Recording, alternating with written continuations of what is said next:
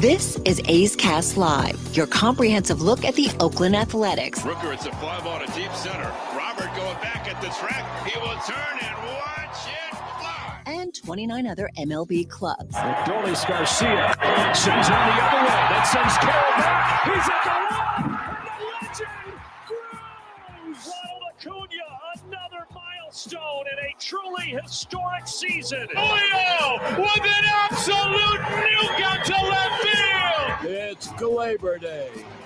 And like a good Glaber, Torres is there. Join us as we take you inside the baseball universe. From humidors to Stuff Plus to walk-off dingers, we have you covered.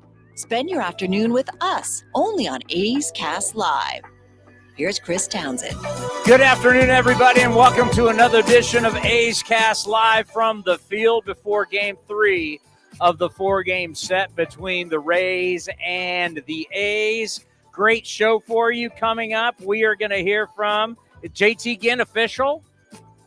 JT Ginn is Correct. Official. He is going to be here. We're hoping to get JP Sears, but he's already done his work and gone in. But we're gonna talk to JT Ginn before he ever makes a pitch in Major League Baseball, as we think either today or tomorrow he is going to get into a game. So JT Ginn is going to join us. Dallas Braden is going to be here. A lot to talk about when we're talking about the future of pitching, about Major League Baseball changing pitching. I've been having these discussions. If you got the chance yesterday to watch our long-form interview that we turned into a podcast with Scott Emerson, Dr. Emo, it's high-level stuff. And we even talked more today off the air as just how can we change baseball in the right way and to change baseball to make it more interesting for you, the viewers, especially from a pitching standpoint.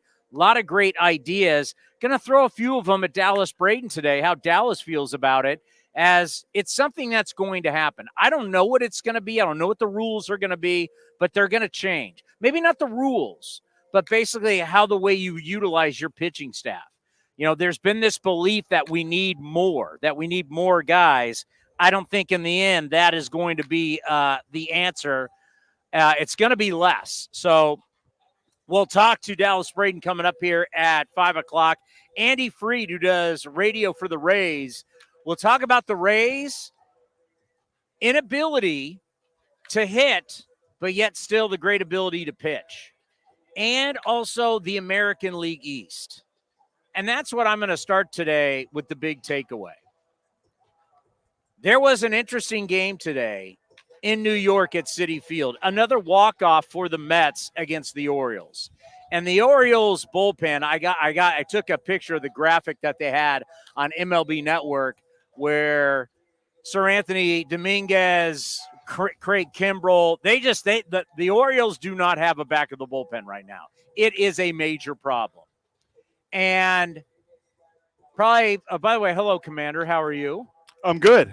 I do have the audio of that Jesse Winker walk-off if we want to play it. I actually went back and watched it before I flipped out on the walk-off home run, second career walk-off home run for Jesse Winker, who I don't know if anybody on their bingo card had Jesse Winker as a huge pickup at the trading deadline, but he has brought energy, plays defense, offense. He's actually been really big for the Mets. And I actually want to go back. It's not as bad as the angle John Boy had. Yeah. It's not as bad, but go ahead and play it. And Winker strokes one deep left center field. Back goes Mullins near the wall. It's out of here! Jesse Winker's first home run as a New York Met is a walk-off shot in the bottom of the ninth. And the Mets do it again with the game-winning home run by Winker. They take 2 out of 3 from the Orioles. Audio credit, Gary Cohen and SNY on the call there. They're going nuts in Queens. And why is that part of my big takeaway today? Well, I thought about it as we are talking so much about, and I can give you the numbers, the A's 24-16 since the start of July 1st, 17-11 since the All-Star break, one of the better records. They're now out of the top 5 top records since the All-Star break. But obviously playing much better baseball. And we're talking about promise, and we're talking about the future, and we're talking about how reminds us of 2017 when the A's started playing much better baseball, and that led into playoff runs in 18 and 19. And that's great. And that's what you need to see when you're a team rebuilding.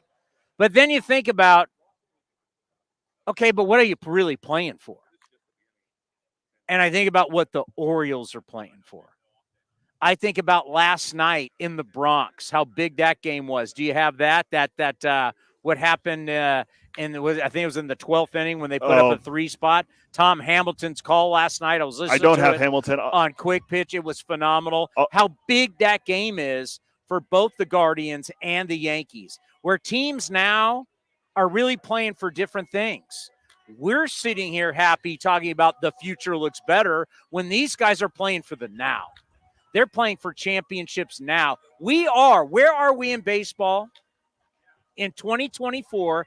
I don't know if the sport is, if this is an outlier or if this is truly going to be the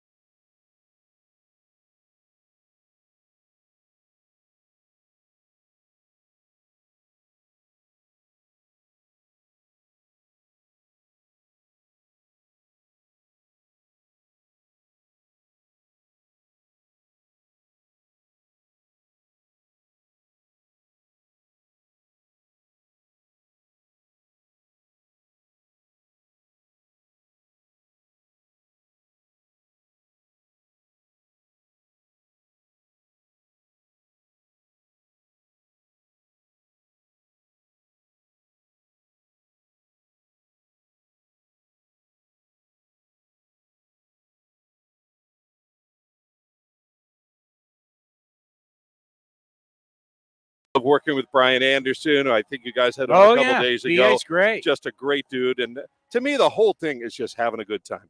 I mean, how can you not have a good time calling a baseball game, whether it's radio, TV, whatever? I just love being at the ballpark. I have always said this, and I think people need to know this, is that in your guys' market, because you're very much like us, hopefully your situation is rock solid, shovels in the ground, getting a new ballpark. But people have always talked about the attendance at the Trop, but I've always reminded them that television, radio, the ratings always do well in your guys' area. I can't speak for ownership, but I got to think that's why we're still in the market, because every single measure of a successful franchise is there for the Tampa Bay Rays, except for getting enough people at the ballpark. Why is it? There's a million reasons why it hasn't happened. And I always say this, and I don't mean to be coy. None of them are good enough, and all of them are good enough. Bottom line, the people just haven't come in droves the way I think that they thought that they would. Now, it's not – I don't think it's as embarrassing, although I will say the playoffs last year, that was embarrassing. But overall, we're still getting 1.1, 1.2 million. You know, when I was growing up in the 70s and 80s, that was known as a good year.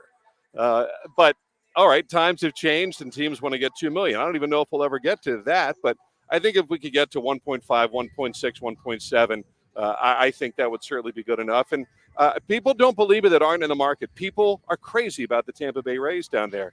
There's just so many reasons why it's hard to get to the ballpark. And hopefully with the new one coming in 28, that'll tick in a better direction. Well, also, it takes time. It takes a couple generations. Brett Phillips has been on this program many a times. How about a kid who grew up in the area? He goes, listen, when the Rays first started, that was still Yankee territory, but kids grow up and then they have kids. And then that's what we're really seeing now in Tampa is a few generations going through, and it's truly the team of the region. Without a doubt. I live it in my house. My son loves the Rays. You know, I grew up an Oriole fan. I was from Baltimore. Became a member of the Rays in 2005. That became my team. My kids were born. They're Rays fans. Yeah. When my son was at school, his friends talk about the Rays. So it's like a plan. You just got to let it take root. And it does take 1, 2, 3 generations. It takes continued success, I think. And you got to be the cool place to go. You know, in 2008, when the Rays turned the corner, attendance really started to spike again. People care about the franchise. I say it till I'm blue in the face. They really, really do. But we still got to figure out a way to get more people in, and hopefully starting in 28, that'll get things going. Well, let's talk about the Baltimore Orioles because they got walked off again today in New York. Obviously, a team, just so much talent, so much incredible young talent. They are not – a lot of teams who went into the rebuild mode did not win out, and it didn't work. Their rebuild mode, Mike Elias coming over from Jeffrey Liu now in the blueprint of the Houston Astros, but they got a problem with the bullpen. You've watched them. It's your division. You guys follow it more than anybody else. When you think about the Orioles closing out games in postseason, what do you think? I think they're still the best team. I think they've got the most talent in the division. I think they're better than the Yankees. But I will say this, they have definitely lost some pitching depth. But one thing I've learned going through races like this before, everybody loses somebody at some point. Nobody really goes in a perfectly healthy team.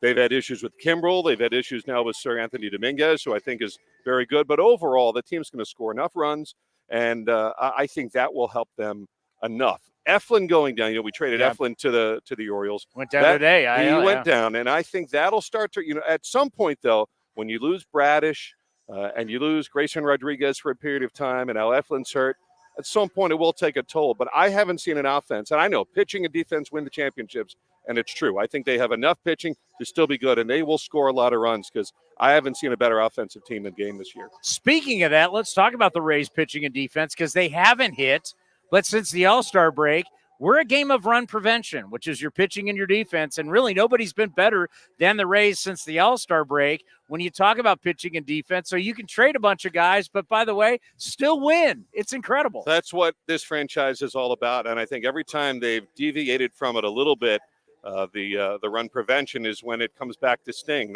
That's how this team has to win games. You look at this group right now, maybe, I don't know, I'm the Rays broadcaster, so maybe I'm looking at things pie in the sky, but I think pitching-wise, this team is good enough to be a postseason team, but they just haven't scored enough runs. This is historically one of the lowest run-scored team in franchise history, and that goes back to the early days. As of right now, we'd be setting the franchise record for lowest average with runners in scoring position, but this will tell you the story. The team that holds the Rays franchise record for lowest average runners in scoring position, the 2011 Rays, a team that made postseason. Why? Because they could pitch and they could defend. So I think that's kind of what this organization needs to double and triple and quadruple down on is better pitching and defense. And that's why a lot of those deals that the Rays made at the trading deadline brought back young pitching. They have to be able to hold the other team down. Great example. The Diamondbacks were at Tropicana Field. They had gone 18-3. They had averaged 7.1 runs a game since July 23rd, and the Rays completely quieted them because they could pitch, and the Rays swept the series. Yeah. Now, I don't think the Rays are a better team than the Arizona Diamondbacks, but for that weekend, in a short series, the Rays outpitched them. Therefore, they won the games. That's ultimately what baseball comes down to. Obviously, you followed all the moves, and it was a lot of moves that the Rays made at the deadline. How much do you think that will truly help them in the future with already still a pretty good group that they have here? It's a good group right now. I don't think we're necessarily a playoff team. Who knows? There's still 37 or so games to go, and we've seen remarkable runs. The Rays were 9.5 back in September in 2011 and came back to win, but I think it's long odds right now. I think what the front office was trying to do is trying to eliminate this lull that they had about a decade or so ago. The Rays were really good from 08 to 13. In so doing, the farm system got a bit depleted, and there was a real lull in the franchise from 2014 through 2018. What this general manager, Eric Neander, is trying to do is get enough young talent in to avoid that lull. Okay, maybe this team is only a 500 team this year. Certainly for now, that's what we are. We're one game over with 30-some to go. But have enough talent. And finally, there's position player talent coming in this organization. Xavier Isaac, Carson Williams. We've seen Junior Caminero here. And they got some other guys. Brody Hopkins, Aiden Smith in the trade for Rosarena from Seattle. They got some players back from the Baltimore Orioles. So they're trying to fill that gap so there isn't that lull. So this team, if not next year, then for the next several years, can be back to being a perennial postseason team if we've been. You know, when you come down here on this show, you got to be ready for people. You got to be ready for balls. You know, a lot of stuff happens when you come down to A's Cast. I talk Live. with my hands sometimes. I think I just smacked somebody. I apologize. Don't worry about hitting that child. You're good. I think it's fascinating. I talked about it last night because we had such a quick game. What was it, an hour and 54? It was the fastest game in baseball since July 8th, 2008 at 149. Wow. But I talked about it. I said, you know, whether it's Andrew Friedman, you think of all the different people, it is a culture that has been built in Tampa where there can be different managers, there can be different players, there can be different front office people, but there is a culture that works. I'm not there every day. I'm on a different coast. We've had a pretty good culture since Billy Beane established. Well, they wrote a book about it, made a movie. But just talk about the culture of the Rays, that it's no matter who they hire, and you can always hire somebody new or bring new players in. They bring maybe a new flavor, but the culture is so strong. You can bring people in and out, and there's a lot of success. Well, it doesn't happen automatically. I think one of the things that's happened within baseball is that people take for granted the fact that the Rays are going to, the little scrappy Rays are somehow figuring out a way to do it. It takes an enormous amount of work to compete in the American League East. When you're competing with 4 other teams that have their own television networks, that have so many different sources of revenue, that have the money like teams like the Yankees and the Red Sox have to throw around, that if they make a mistake in a free agent signing, they can basically sweep it under the carpet. Rays almost have to run a perfect, streamlined organization, and ultimately it ends up being drafting well and then making trades that are quite often unpopular. I think the Rays have done an incredible job at recognizing talent around the game that wasn't even necessarily their draft picks. A lot of that comes from previous relationship building with those players that maybe the Rays weren't able to draft for whatever reason, but they still had relationships with those players, and those players are kind of excited to come to the Rays, and they know that young players are going to get a chance to play. Drew Rasmussen's a great example. He was going to be drafted by the Rays. He was going to fail his physical, so the Rays ended up not. He ends up going around the league. He's with Milwaukee. He does get injured, has 2 Tommy Johns, and lo and behold, the Rays end up trading for him down the line. They already had a great relationship with Drew. He was happy to come here, and he's ended up being a great pitcher for it. So that's just one of a laundry list of players. But there's no easy way to do it. It's grassroots. It's scouting. It's baseball operations. I tell kids today, if you want to get into baseball, get into baseball ops. That's the growing nature of the sport. And I can tell you that just since I've been with the Rays for 20 years, the baseball ops department not only has gotten so good at what they do, just the volume of people that it takes to put all of that together is it's staggering. It's the direction of the business. And I also think, too, one other thing. I don't mean to take up all your time. No. I think the Rays are unafraid to make moves. They're unafraid to try new things. It was the Rays that were doing the shifting defensively. Just, for example, that's one that comes to mind. And they really delved into it in 2012. And I remember the first series of the year, the Rays swept the Yankees opening day and then the first 3 games. And it just seemed like every ball the Yankees hit, there was a Rays defender there to be waiting. And people on the Yankee side were saying that was fluky. That's not something that will work over the long term. There was a lot of luck involved. Lo and behold, now everybody shifts to the point where they had to make rules so you can't shift as much anymore. They are willing to make unpopular trades. Honestly, these trades, this trading deadline, were unpopular. Randy Arozarena is one of the most popular players we've ever had. They felt like it was time to move on. Zach Eflin, a local kid, had done well. Traded. Isaac Paredes, our lone all-star, traded. Jason Adam, traded. Because they've got to keep this thing replenished, or you're going to hit a lull that you just can't come out from. And I can tell you, in the early days of the Devil Rays, it did not seem possible that this team could ever compete in the American League East. Lo and behold, every year they seem to be right there. Awesome stuff. Yes. Have a good call tonight on television. He's got the tie. You look great. And let's stay in touch. My pleasure. Thank you for having me, as always. JT Ginn will be with us next right here on A's Cast Live. If you haven't been to the Chicken Pie Shop in Walnut Creek, what are you waiting for? You're going to love the new menu, and it's a great place to watch all the pennant race action and the upcoming NFL and college football seasons. Come taste their world-famous chicken pie that has been served in Southern California for 86 years. Spacious indoor and outdoor dining, perfect for your next corporate party or birthday celebration. Don't forget free parking. For more information, go to chickenpieshopwc.com. That's chickenpieshopwc.com. Where does one community end and the next begin? Across the railroad tracks? On the other side of the river? Is it between the east side and the west side? At Comerica Bank, we believe it's all one community, and we're all part of it.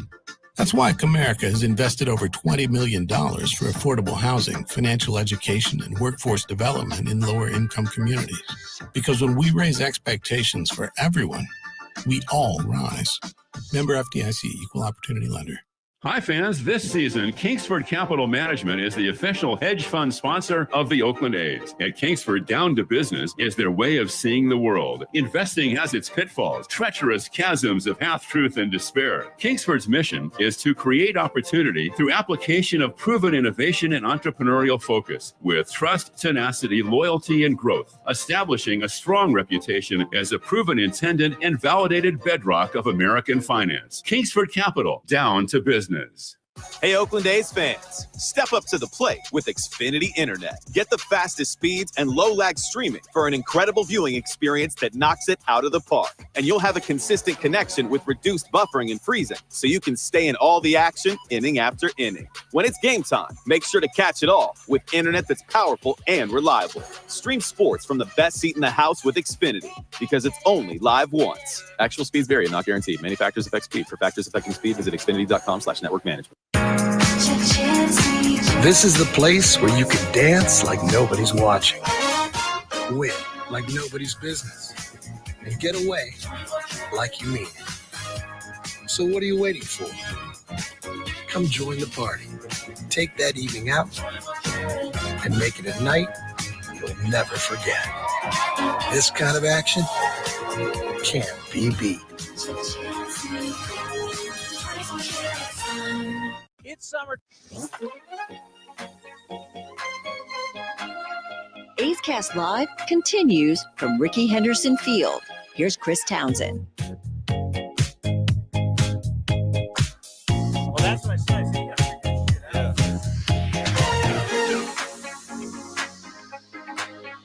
We ready to rock? JT, how are you? I'm great, man. How's it going? I'm excited that you're here. I'm excited to meet you. We've been talking about you for a long time. I mean, ever since the Chris Bassett trade, and you were the focal point of that trade. And you know, when's he going to be healthy? When he's going to be ready to rock? And that time is now. Absolutely, yep. Ready to go. When you found out you're getting called up, what did that mean to you? It's an amazing feeling. It really is. You know, I wanted to call my parents and all my friends and tell them, and you know, they've probably been waiting on it, longer than I have. So it was great to experience that with them. And, it's an amazing feeling. It really is. How did Fran Reardon tell you down in Las Vegas you were going to the big leagues? He called me. We actually just got to Reno. We're about to play the Aces down there. And we had just got to the hotel and had dinner. And he called me and, he let me know. He said, "You're going to be a big leaguer. Congratulations." And it was pretty awesome. Now for you, thinking about your journey, and what's always so tough is when you star in college and you're a top pick and the world's your oyster, well, injuries can happen. Talk about your journey going through injuries and how mentally tough. Physically, we know how tough it is, but it's just as tough mentally. Absolutely, yeah. I mean, obviously, staying healthy is a huge part of the game, and nobody wants to be hurt, but you learn a lot about yourself in those moments. In the A's, they have a great staff, and they were able to get me back out there and, keep the spirits up. And that's really what it's all about, But like you said, you learn a lot about it. It's mentally tough, but you come back stronger. You find out what kind of stuff works for you, and you just try to make the most out of it. When you were traded to the A's, did the word on the street always is, hey, listen, you go to the A's, it's a land of opportunity. You get a chance to come to the big leagues. Did you feel like that when you were first traded over here? Yeah, absolutely. Yeah, I mean, just from the talks I had when I came over, I knew, they really liked me and they had good plans for me. And the staff is great. And they've been awesome. So, there's a lot of opportunity there. It's a great ball club, great people, and I was excited to be here for sure. Well, I'll tell you what, over time we've asked about you, and I'm going to let you tell us, but the game for you has changed a little bit. Mechanics. I've heard some people say you look more like Tim Hudson, the way Tim Hudson throws. Tim Hudson, one of the great pitchers here in A's history. So when you're trying to battle through injuries and get healthy and everything, maybe you haven't made any changes, but have you made changes, and what have those changes been? Yeah, I feel like when you get hurt, the first thought is I want to be back to where I was before, but sometimes that's not always the case. And you got to think about what kind of player you're going to be now and in the future rather than like where you were in the past. Not a lot has changed for me, honestly. Still sinker, sliders, the bread and butter, and that's who I've always been. And it's really just getting back to that and refining it, and figuring out a third pitch. The changeups really came along for me, and trusting the advice from the coordinators and all the staff, and just trying to figure out in the future what's going to make me the best pitcher. And so that's getting back to who I am, and just being healthy and being on the field, logging innings, learning from the innings, learning from the game, and just trying to get better every day. So interesting when you talk about bread and butter versus, the third pitch. But that third pitch, if you're going to get through a lineup multiple times, how big is having that third pitch and truly having confidence in that third pitch? It's huge. It's everything. To have a third offering to show and, just get something in the hitter's mind that, he has this third pitch that he's going to go to, and having different ways to get people out. Different hitters have different approaches for you, and just kind of figuring out which pitches are going to match up best against which hitters. And, you always go to your strengths and, just adjust from there. All right, so it looks like we'll see you out of the bullpen probably when you make your debut, maybe today, maybe tomorrow. What's that going to be like warming up? I mean, coming out of the bullpen, what's that going to be like, you think? I don't know. It's been a while since I've come out of the bullpen, but when was the last time?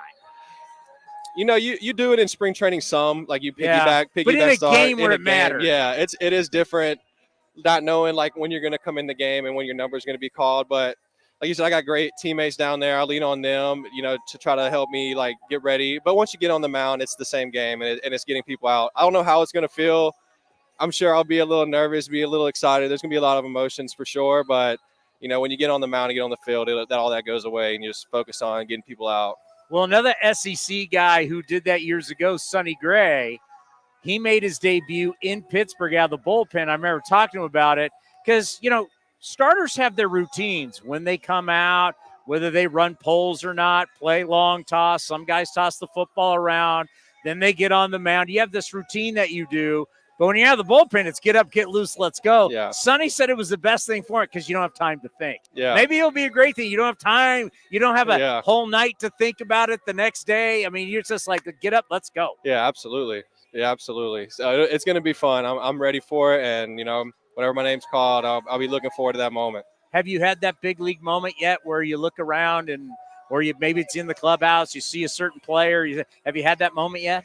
Yeah, for me, it came in like spurts. Like I heard, and it was like, wow, this is amazing. And then you have so much stuff going on. You're calling family, everybody's texting you, and then like whenever you get those quiet moments to yourself, I feel like that's when it really hits you, and it's like, wow, like I can't believe this is actually happening. So dreams come true. I always have to ask, who'd you call first?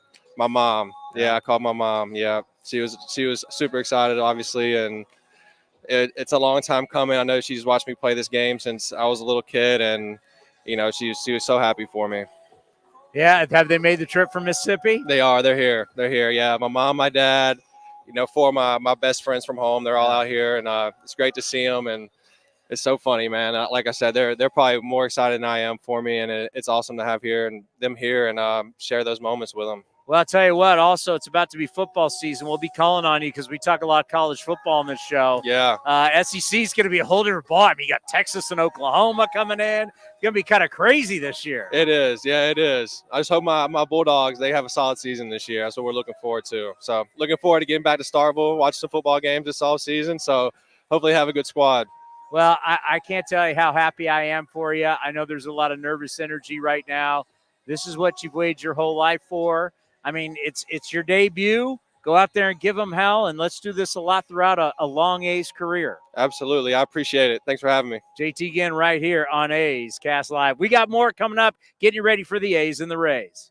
Hey, Oakland A's fans, step up to the plate with Xfinity Internet. Get the fastest speeds and low-lag streaming for an incredible viewing experience that knocks it out of the park. And you'll have a consistent connection with reduced buffering and freezing, so you can stay in all the action inning after inning. When it's game time, make sure to catch it all with internet that's powerful and reliable. Stream sports from the best seat in the house with Xfinity, because it's only live once. Actual speeds vary and not guaranteed. Many factors affect speed. For factors affecting speed, visit xfinity.com/network management. Where does one community end and the next begin? Across the railroad tracks? On the other side of the river? Is it between the east side and the west side? At Comerica Bank, we believe it's all one community, and we're all part of it. That's why Comerica has invested over $20 million for affordable housing, financial education, and workforce development in lower-income communities. Because when we raise expectations for everyone, we all rise. Member FDIC, Equal Opportunity Lender. This is the place where you can dance like nobody's watching, win like nobody's business, and get away like you mean it. So what are you waiting for? Come join the party. Take that evening out and make it a night you'll never forget. This kind of action can't be beat. This is Chris Townsend, and it is summertime. You want to look your best, and I can't tell you how excited I am. Commander Cody, we've got our new shipment from Link Soul, all the summer gear. So whether you're playing golf or you're going out for dinner, you're hanging out with your buddies, or you're going to the beach, go see our friends at linksoul.com. And right now they have an offer where you can get 20% off. Go to linksoul.com. Remember, in the big leagues, look good, play good. Hi, fans. This season, Kingsford Capital Management is the official hedge fund sponsor of the Oakland A's. At Kingsford, down to business is their way of seeing the world. Investing has its pitfalls, treacherous chasms of half-truth and despair. Kingsford's mission is to create opportunity through application of proven innovation and entrepreneurial focus with trust, tenacity, loyalty, and growth, establishing a strong reputation as a proven intended and validated bedrock of American finance. Kingsford Capital, down to business. With the sunshine returning, it's time for golf, and more golf at Cinnabar Hills Golf Club. Cinnabar Hills is also your destination for great food with their beautiful renovated restaurant and quality craft beer selection at their full bar. Featuring a grass driving range and 27 championship caliber holes, Cinnabar Hills Golf Club is the best public course in the Bay Area. For more information, go to cinnabarhills.com. That's cinnabarhills.com. Ever wondered what a 30-foot tall pistachio looks like? A giant redwood or Big Sur? Chevron with Techron will be there to help you see them and tons of other places you have to see to believe. Because with unbeatable mileage and a clean engine, cars feel great. So next time you want to fill up on a little adventure, an awkward family photo, or a new commute to work, make sure to fill up at Chevron's along the way. Your car and your memories will thank you. Chevron with Techron, fueled by possibility. If you're looking for a new mattress, Nest Bedding has you covered. Sleep on the same mattress Hall of Famer Ricky Henderson sleeps on. Nest Bedding is the #1 brand of online mattresses and the Bay Area's favorite mattress store. Take home the Easy Breather pillow. The New York Times calls it their #1 pick. You can navigate their easy-to-use website, nestbedding.com. That's nestbedding.com. Green and gold fans, use the coupon code Oakland, and you'll get 10% off your entire order. Nest Bedding. Love where you sleep. If you're looking for a great place to eat and watch games, go see our friends at the Chicken Pie Shop of Walnut Creek. The Chicken Pie Shop is one of the hottest restaurants in Walnut Creek. You're not going to find a better menu, and come try their world-famous chicken pie that has been served in Southern California for 86 years. Spacious indoor and outdoor dining, perfect for your next private party or corporate event. Don't forget free parking. For more information, go to chickenpieshopwc.com. That's chickenpieshopwc.com. And the underdogs, Oakland Athletics, win their first championship since they were in Philadelphia in 1930. Hi, I'm Raleigh Fingers, Hall of Famer, 3-time World Series champion with the Oakland A's and World Series MVP. Winning takes teamwork, skill, and heart. So when you need an ace for a personal injury lawyer that will win you the game, go with the winning team. Call Venardi Zerata at 833-VZ for me, or go to vzlawfirm.com. Venardi Serrata, the official injury law firm of the Oakland A's. Like sports, business is about winning. Championship decisions are business decisions based on what it takes to help your company win. And that's why there's UBO Business Services, specializing in helping you win every day by streamlining workflows, managing documents, and providing the best-in-class office technology. Make your championship decision with UBO Business Services. Visit them at ubeo.com. That's ubeo.com. The A's YouTube page is your go-to destination for A's video content. Get access to great highlights, exclusive behind-the-scenes content, classic games, A's Cast Live, and more. Visit youtube.com/athletics. You're listening to A's Cast Live. Here's Chris Townsend. You know, I can't make this up. I was just playing Frisbee with a Rays player. I can confirm I watched. So they have like the, I don't even know what they're called, but they're the more dynamic like Frisbees. It looked a lot smaller than a Frisbee I'm used to. Well, yeah, it's like a steering wheel, and you can throw them forever. And one came over here, and the Rays guy's looking at me. I don't even know I don't know who it is. And he's like, hey, can you help out? Next thing you know, I'm throwing the Frisbee back to the Rays guy. It's kind of stuff that happens on this show, on this field. I'm trying to see how far. The guy has long hair. I'm like, he looks like Ryan Stanek is what he looks like. Well, from behind, I'm like, long hair. Is that Brett Phillips? But he's not Brett Phillips because he's no longer a Ray. Oh. Just another nameless, faceless Rays reliever. Who knows? It could be the Taylor Walls.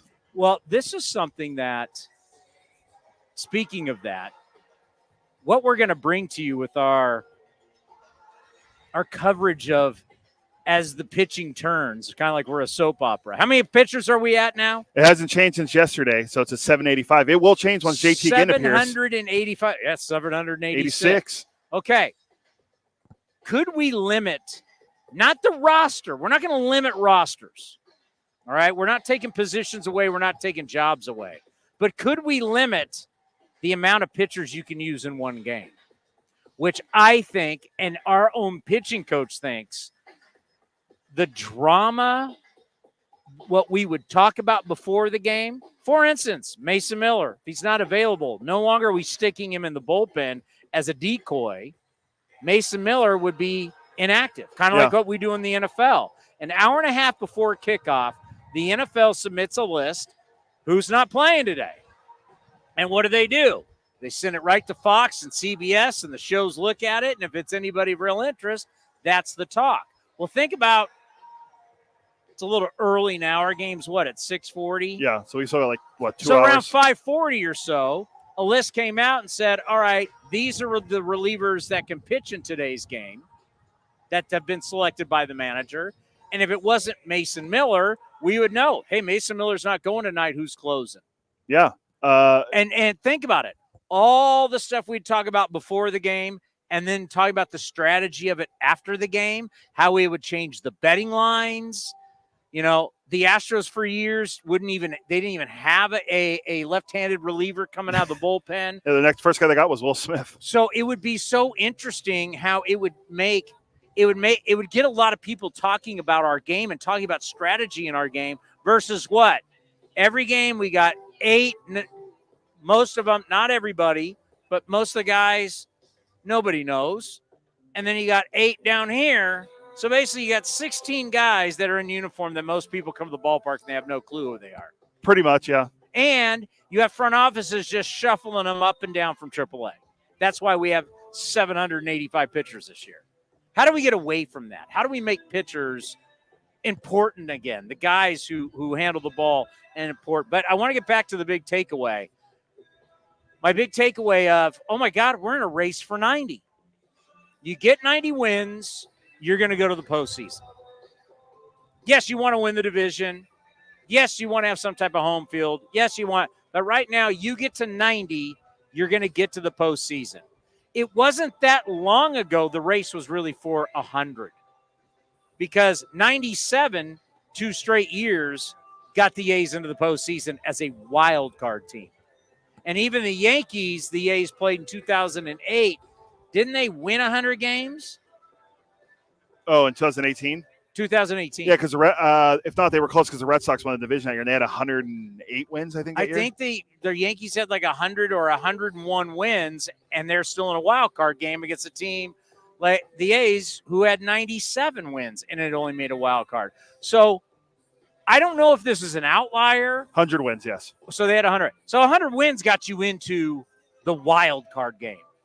Is this going to be an outlier, or is this the way our game's going to where maybe the 107, 100 and whatever will just be some incredible team, and really everybody else is going to be you're going to be in the range of like 86 to 94. Yeah, I mean, you look at it, a lot of those teams that win 100 games don't usually – I mean, Boston, yeah, but, I mean, other than that, I mean, a lot of those teams that win all those games, the Dodgers, the Giants, both that year won 106, 107, neither one of them won the World Series. So, I mean, you can see, like, Patrick did some great research. Since 2013, 81 of the 104 playoff teams from the last decade had 90 wins, excluding the 2020 season. That's 78%. Had what, 90 wins? Had 90 wins, yeah. Of the 23 teams who didn't have 90 wins, 6 of them just missed 90 wins by one game with 89 wins. Only 5 90-win teams have missed the playoffs since 2013. I don't know exactly what that means for right now, because it seems like it's changing. Because that was like the minimum. That could win divisions now. Yeah. Right? That's what I'm saying. If we're in an outlier and next year we have a bunch of teams win 100 games, this could be for naught. But is this where we're really going? Like, you get 90 and it's like, ugh. But that kind of backs that up also. Like, you get to 90, you're probably going to be most likely you're going to be in the postseason. But right now, what we're doing, we're chasing. Like, you just get me to 90, and everything else after that is gravy and let it fall where it falls. But I got to get to 90. And will that be the new norm? Super teams gone, parity here. And will the parity come from hedge fund baseball? What would hedge fund baseball be? Hedge fund baseball would be, why am I going to go above and beyond with my team when I know I win 90-something games, X amount of money, 90 wins, I'm in the playoffs, I have a shot, versus taking so much money and going all in, and I could get dumped in the first round. Yeah, for sure. I mean, risk. The word is risk. Yeah. How much risk do I want to take? How much risk financially? How much risk do I want to take with prospect capital? How much risk do I want to employ knowing that, hell, I could get dumped in the first round? Yeah, I mean, if you look at it right now, the Dodgers have the most wins in baseball at 75, so they need 15 more wins to get to 90. Then you look behind it in the National League, you got the Brewers and Phillies both with 73, and the Padres are right there at 72. And they're the hottest team since the All-Star break. They're like one of the hottest teams since June 1st. So what the Padres have been able, I think they're 22-6 since the All-Star break. They've been incredible. And they won again yesterday. Profar makes a great defensive play. And then he hits his 20th home run to go at a home run in the 8th inning to give the Padres the win. So they're 3 games behind the Dodgers, and I'm sure they probably play again still this year. So that could be for the division when they play. Well, hottest team since the All-Star break. A's used to be one. Padres are 22-6. Second hottest team is the D-backs at 22-8. Brewers come to town on Friday. They're 18-10 right now. Dodgers 19-11. Astros 18-11. Royals 18-11. Those are your hottest teams since the All-Star break. But doesn't mean all these teams stay hot. We could have teams that are looking at winning a division at 88 wins. Yeah, I mean, a good example, Houston. I mean, the Mariners are getting buried. They're now 5 back after they lost again to the Dodgers last night. You mentioned the Mariners. How much time do we have? I've lost track. We got about 17 minutes till Dallas. Our old friend Jerry DePoto keeps giving us some magic. Right now, their win percentage is 50. It's actually 50.4. Remember, 54% is what they need to win. Seattle is 12-20 since July 12th. They've been held to 2 runs or fewer in 16 of those 20 losses.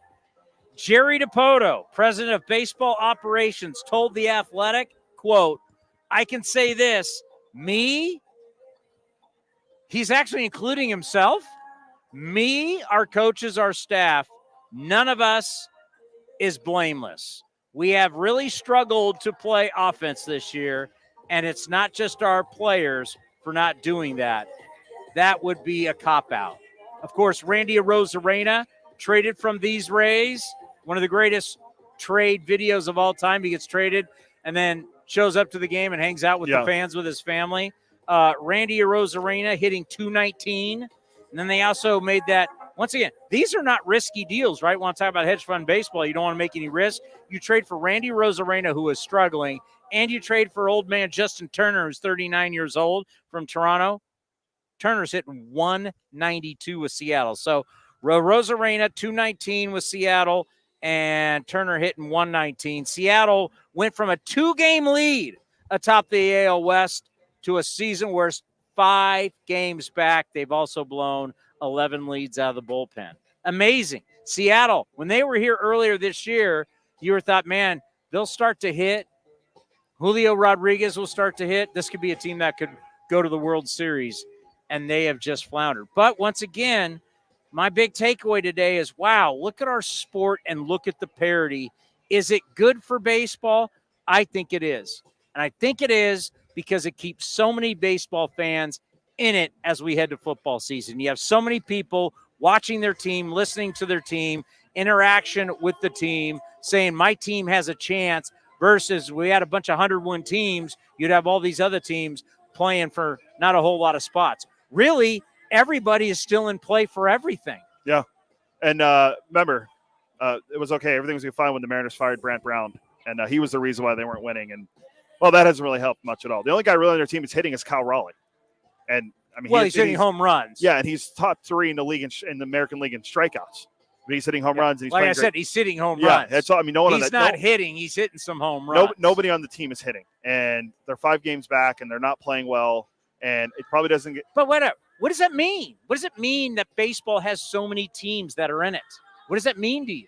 To me, it means that. Versus we went from not too long ago, you had to win 100 games to really think that you were a postseason team, had a chance at a postseason. Well, when you have a lot of 100-win teams, that means you got a lot of bad teams. The 100-win teams got to beat somebody. So what happens when you have parity and you have so many teams that are in it? That's the point. It shows me that you don't need to spend $300 million in an offseason to sign a player and to be a good team. Juan Soto got traded. They're great. The Yankees already had Aaron Judge, but look at the other teams. I mean, Kansas City added all guys that were on the fringes, like Seth Lugo, Michael Wacha, guys like that. They spend the most money, but they're not big free. You don't have to go out and spend all this money for agency. Yeah, the Dodgers are great, but they've already had guys. But look at the teams that aren't spending the money that are in it still. Who do the Guardians go sign this offseason? And what does that take us to? Drafting, developing. Hedge fund baseball. Yeah. That's where we're at. And why that plays big for the A's, to kind of put a bow on it, is it shows you next year the guys that we have in this dugout that is just off to our left. You don't have to make some dramatic improvement to where you're winning 107 games to have a shot. You got to win 103 games. You can be around 500, above 500 next year with these players, and all of a sudden we're talking about the A's with a chance to be back in the postseason, the start of another run, like we saw in 2017. But the problem was in 2017, this team got better, but they had to win a lot. They had to win 97 games just to have a one-game playoff. We're not going to have that.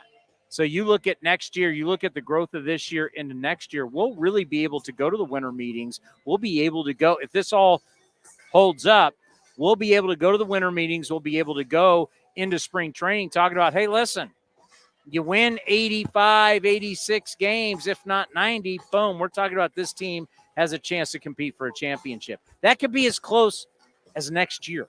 And it shows also that what this offseason might look like, too, with all the guys who want to opt out, like Blake Snell. Soto will be a free agent. If Matt Chapman wants to opt out, they think they're going to get more money. Are they, though?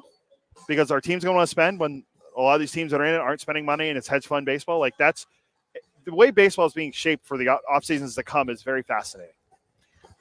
I like it because I'm tired of guys getting this record amount of money, and it's just not smart. It's bad for business. And our sport, as I try and talk with people all the time about where our sport is going, our sport needs to talk about things that are on the field. We need to talk about the play on the field. Yeah. Too much of our sport is talked about dollars and cents. And the average sports fan look what's happening with college football right now. College football was always about, this is my school. Either I went to that school or this is the school from the state I grew up in. There's always a connection. Why do you like Oklahoma? And why do you like Nebraska? Or why do you like Florida State or Michigan, Ohio State, SC, UCLA? There's a connection. and it was about the school, and it was about these teams and these rivalries, and now what's happening with college football? It's all about money. It's about paying players. It's about the nil money, and it's making the sport not as much fun. When you start making your sport all about money, you start hurting people's love and interest in it. Why football and why basketball have done so well is because in salary cap sports, you don't talk about money as much because there's a cap. Players can only make so much. You have your free agency. We sign you, we get rid of you. The cap business gets taken care of.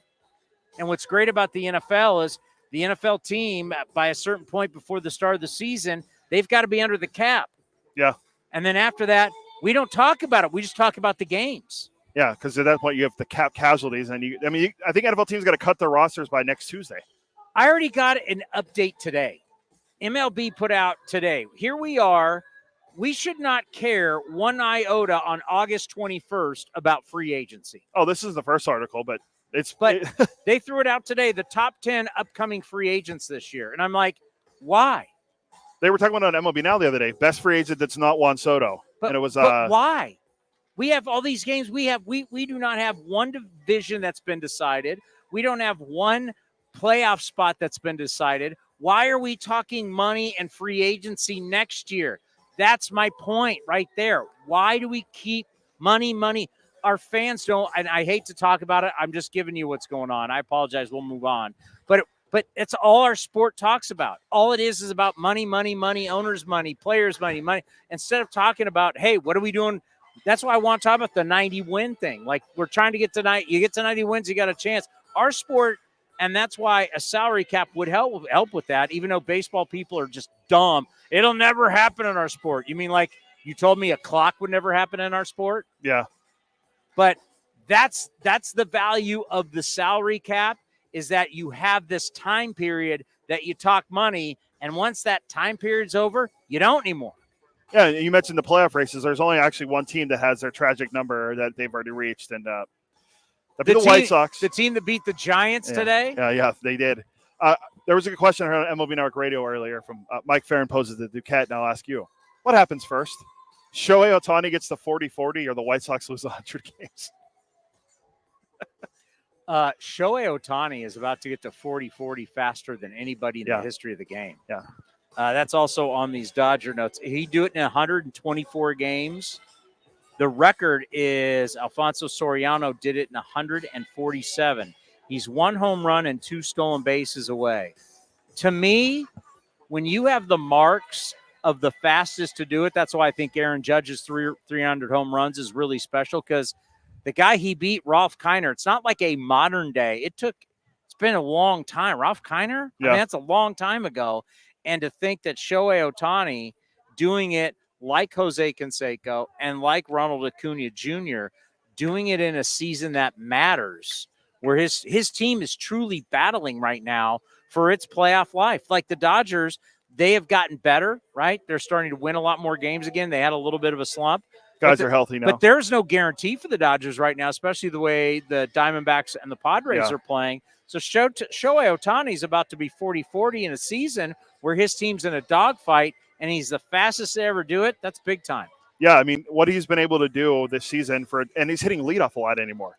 I don't know if does he still hitting leadoff now that Mookie's back, but he was hitting leadoff while Mookie was out, and he's still doing this. It's incredible what he's been able to do and get there at the pace he's been going, and beating guys like Soriano and Canseco and A-Rod and Bonds in a season where it matters is even more impressive. I know I made the argument to you. I made the joke that, well, he doesn't play in the field, so he's always well rested to, keep going. Doesn't matter. He's still doing something incredible that we have not seen at this level to get there so fast in a season that the team's fighting for the best record in the National League, actually best record in baseball. He's greatness. No, for sure. Shohei Ohtani. Don't ever go back to pitching, Shohei. It is absolute greatness. It's been an honor to watch his career. It all started right here with the Angels against the Athletics. But just think about that.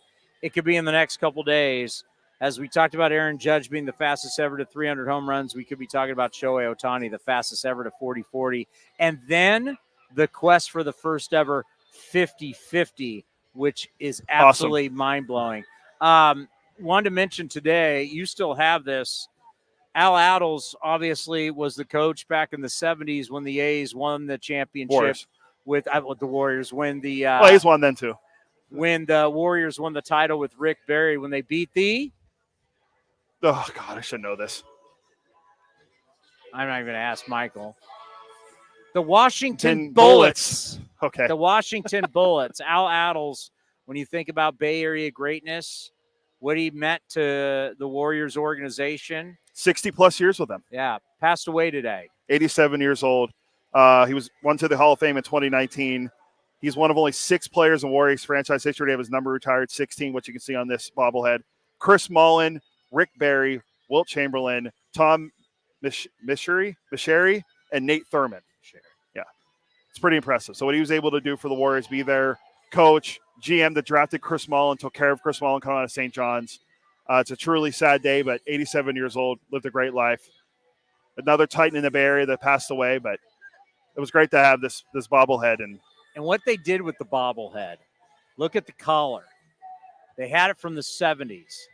If you see the old videos, for you older fans who really remember back in the 70s, this man used to wear some of the sweetest outfits on the sidelines, where you see he wasn't wearing a tie. It's the big collar. It's the 70s. If you go back and see any of the videos of how sweet Al Attles looked back in those days, compared to, the beautiful suits that guys wear now. But this was the 70s. These guys look like they could go out to the club after the game.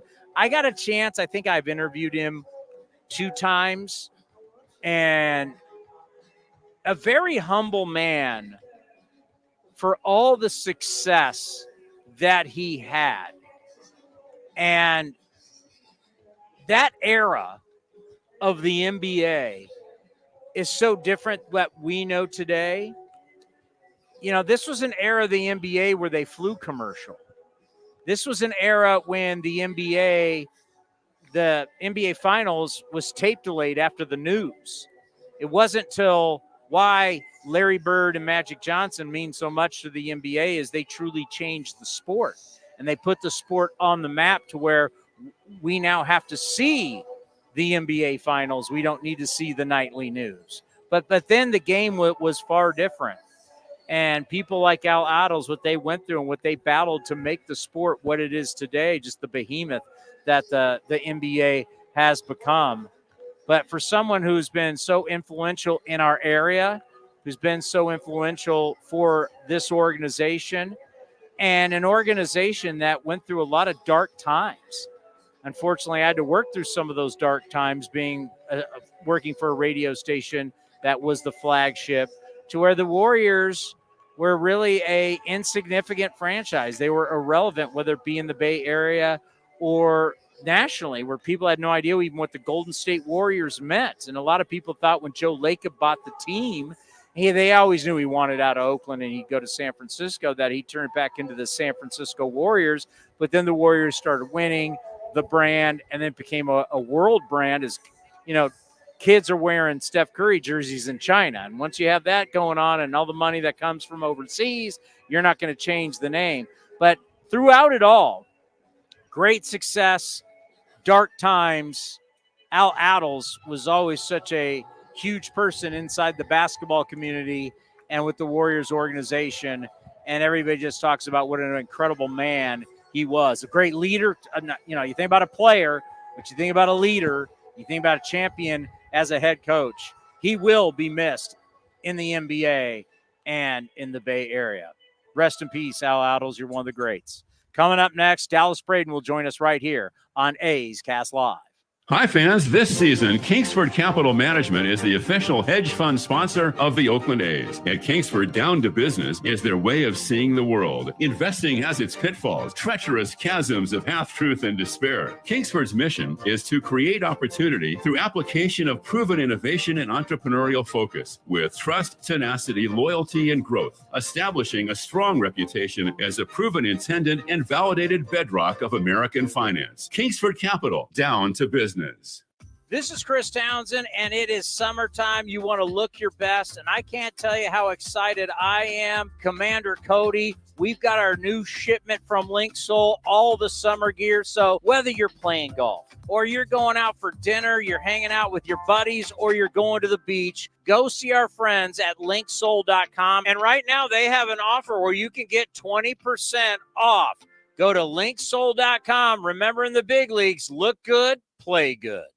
Hey, Oakland A's fans, step up to the plate with Xfinity Internet. Get the fastest speeds and low-lag streaming for an incredible viewing experience that knocks it out of the park. And you'll have a consistent connection with reduced buffering and freezing, so you can stay in all the action inning after inning. When it's game time, make sure to catch it all with internet that's powerful and reliable. Stream sports from the best seat in the house with Xfinity, because it's only live once. Actual speeds vary and not guaranteed. Many factors affect speed. For factors affecting speed, visit xfinity.com/network management. Ever wondered what a 30-foot tall pistachio looks like?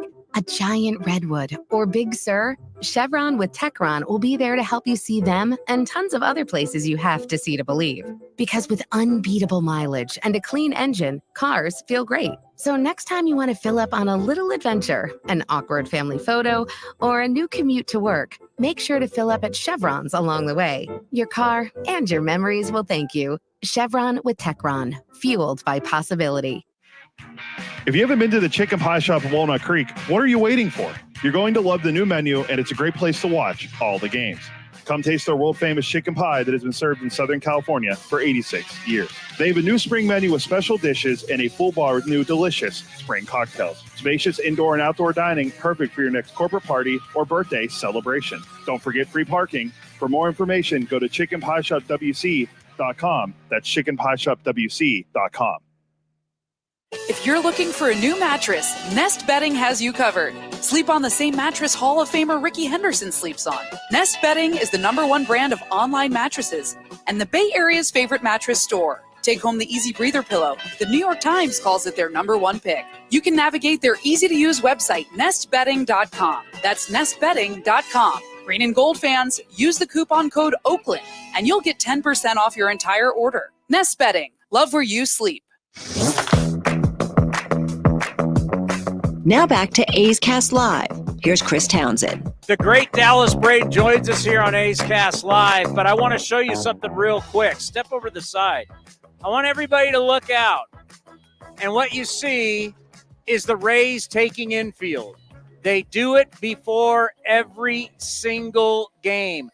Games that they don't take BP, they still take infield. This Dallas, when we were growing up as kids, every single team took infield before the game. So you would see the biggest stars in the game take infield as the fans were there, and it was great to watch someone like Dave Winfield with that massive hose from right field. They stopped doing it in baseball, but I've always talked about, when you talk about preparation being such a huge key to success in any sport, why do golfers go to the range? To work. Why do all the warriors come out and shoot before the game? To work.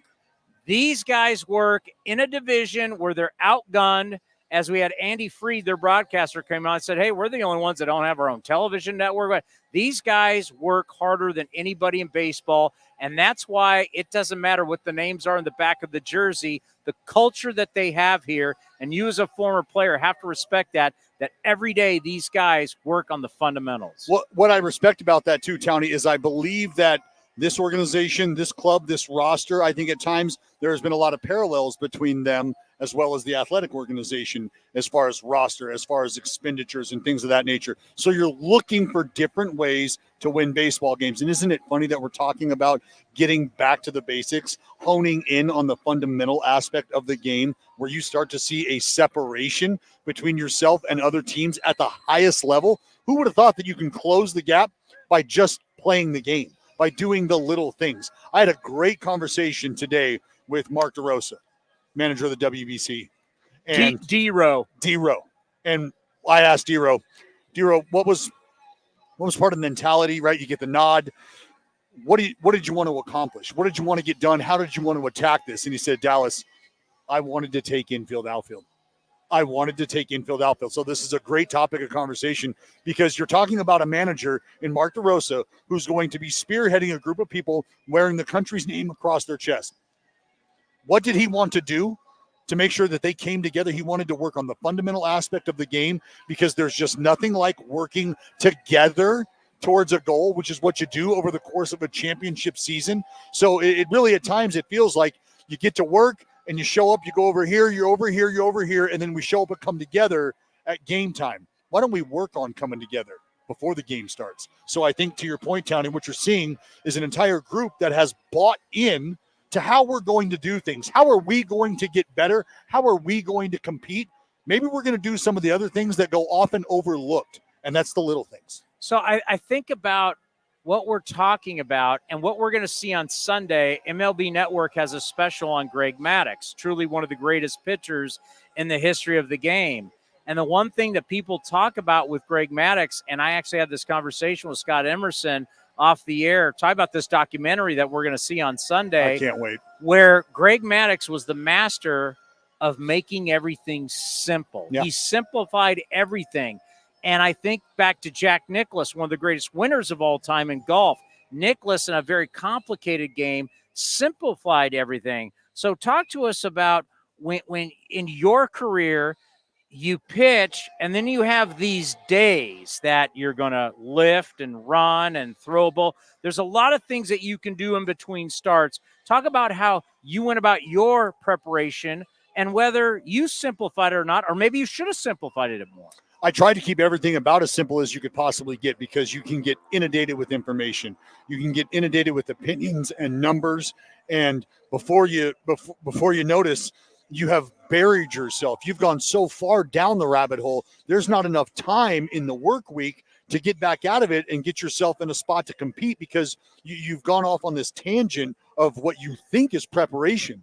Right? But it's really not. It's almost a paralyzation because of what you've done to yourself, the pressure you've applied to yourself. And I think a lot of guys encounter that, which is why we talk as veterans, how important it is to show the young guys how to build a routine, how to simplify the game at its most complex and complicated level, and how to figure out to get comfortable in doing so. And that's why, for me, paying attention to the opponent was where I wanted to focus. I knew that I was going to do what I needed to physically to prepare. I've got the best trainer that money can buy out here at the big league level. I've got the best staff as far as training room is concerned. They're going to keep me on the field. So where does my attention need to be? It needs to be on the opponent. And it was strictly because I did not have the opportunity, or the ability, I should say, Towny, to go out and just outstuff my opponent. That wasn't going to happen. So I needed to know where the misses were. I needed to know where the outs were outside of just home plate.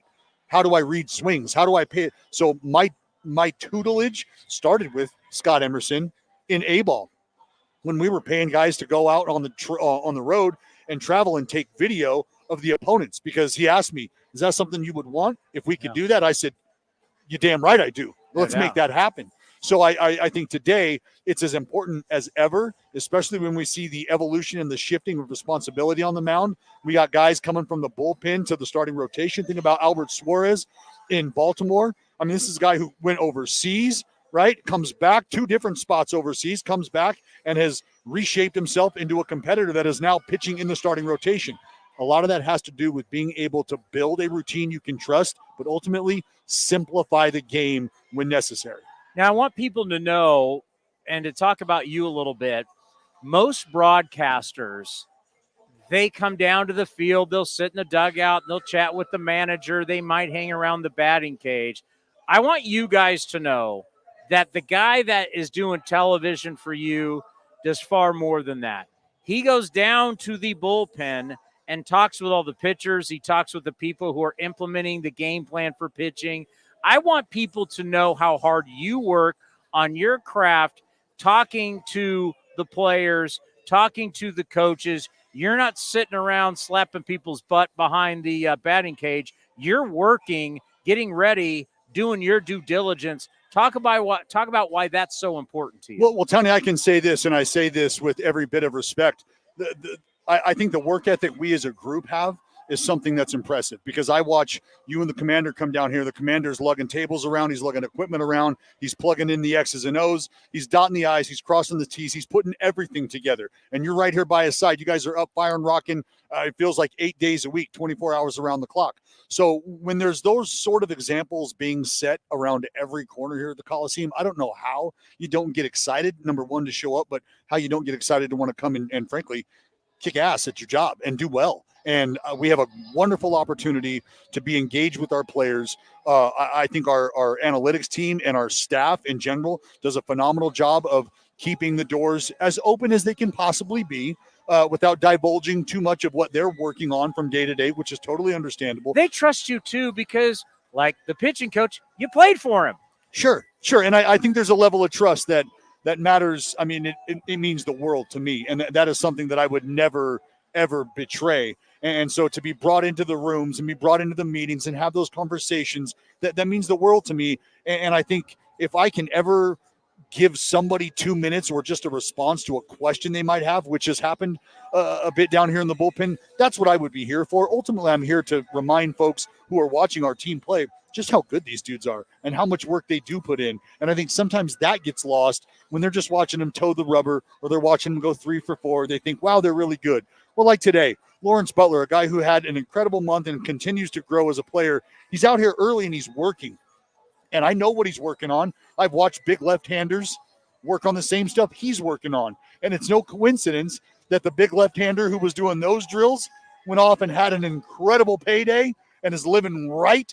And I think Lawrence Butler is in line for that, but it's because those guys work so hard. So to answer your question in a long-winded form, Towny, I think it's our responsibility to work the way we do. I don't think it's something that should separate us. I think it's just something that we can acknowledge, but then roll the sleeves up and keep going, because we have a great job, man. Do they ever look at you and go, wow, you actually would start the game and finish the game? You're like prehistoric. It's man walking. You're like caveman walking around. It's here. funny to hear, because I think Emo had dropped it a couple weeks ago. Led the league in complete games, and you could see like 4 of them look at me like, What? I say it all the time. Everybody was like, Jacob deGrom. He has more complete games than Jacob deGrom. I'll take deGrom's heater, and the slider, and I'll beat Jacob deGrom. I like the complete games too. You have more CGs than him. JT Ginn, we just had him on. Awesome kid, man. Awesome kid. You think about a guy's journey. He's battled in the minor leagues with injury and everything, but he's finally here. What advice would you give him? Because he's going to come out of the way. He's a starter, but he's probably going to come out of the pen. Yep. Going to be nervous as hell. He's got mom, dad, a bunch of buddies here. What advice would you give him? Well, Towny, just to kind of circle back to the question you just asked, and leading into the trust factor, having the opportunity to work with our players in spring training over the last 3-4 seasons, JT's been a guy who I've been able to get my hands on. He's been a guy that I've been able to work very closely with. Awesome. Watching in the bullpen, and I've spent a ton of time with him in the video room. And that's why I feel the way I do about JT's, because I've watched him prepare. I've watched him go out and, from a pitcher's perspective, take his infield, outfield daily. So I'm really excited about watching him take the mound. I think the only advice that I did give to him was, keep doing what you're doing, brother. There's a reason you're here. And that's, I think, an easy way to sort of soften the landing for guys is to remind them of why they're here. It's because they've been getting outs, because they've been dealing, and they've worked hard enough to earn this opportunity. So for him, it's just continue to do what you have done, my friend. And there's going to be progress made. There's going to be steps back. There's going to be stumbles. But as long as we have the mindset that tells us we can work at this and we belong here, we're going to be just fine. We're going to bounce back. We've watched it. I mean, think about Joe Boyle and the outing that he just had. Think about what we're watching unfold with Osvaldo Bido. Think about the guy going tonight, Mitch Spence, the work that each and every one of these dudes has put in. Like, it's proof. The proof is in the pudding. You put the work in, you're going to get the opportunities. Oh, there's no doubt about it. And you look at JP Sears, and I've asked both our manager and our pitching coach just how valuable it is to say, I got a guy that goes every 5 days. Yep. And he's going to give me 30 starts. Yep. Some are going to be really good. Some are going to be bad. Some may be mediocre, but a guy that shows up. But right now, we're seeing nothing. His last 8 starts have been fabulous.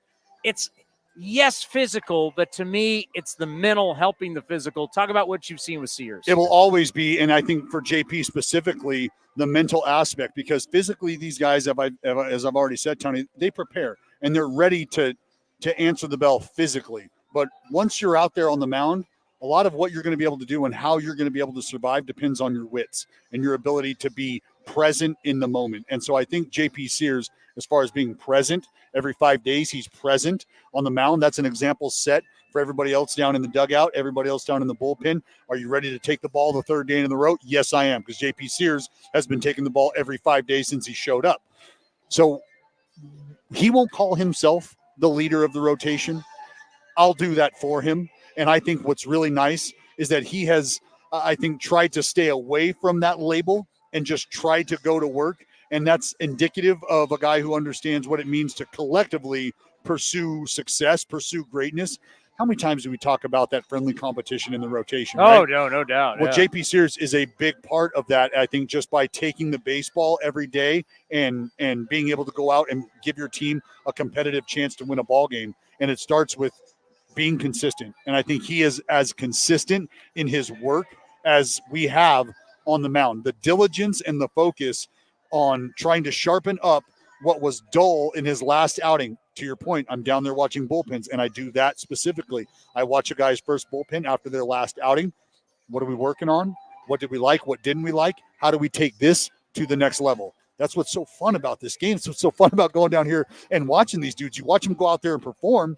You watch them put a game plan together. You watch them execute that, and then you watch them take what they've learned and take that to the next level. I'll go back to the Votto outing.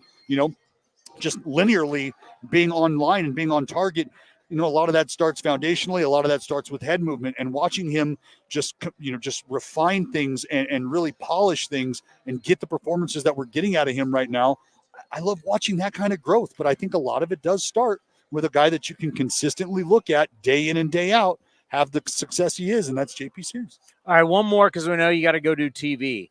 The article from Jesse Ortiz, ESPN, comes out about making a starter go 6 innings. That's not what I want to ask you about, because I've been kind of formulating something with Scott Emerson, because to me, whoever has the ball in their hand should be very important, whether it's a pitcher, a point guard, a quarterback, or really the object, the center in hockey. Sure. Who has the puck the most. The guy who has the object the most is a super important guy and should be a star. We've kind of lost that in baseball.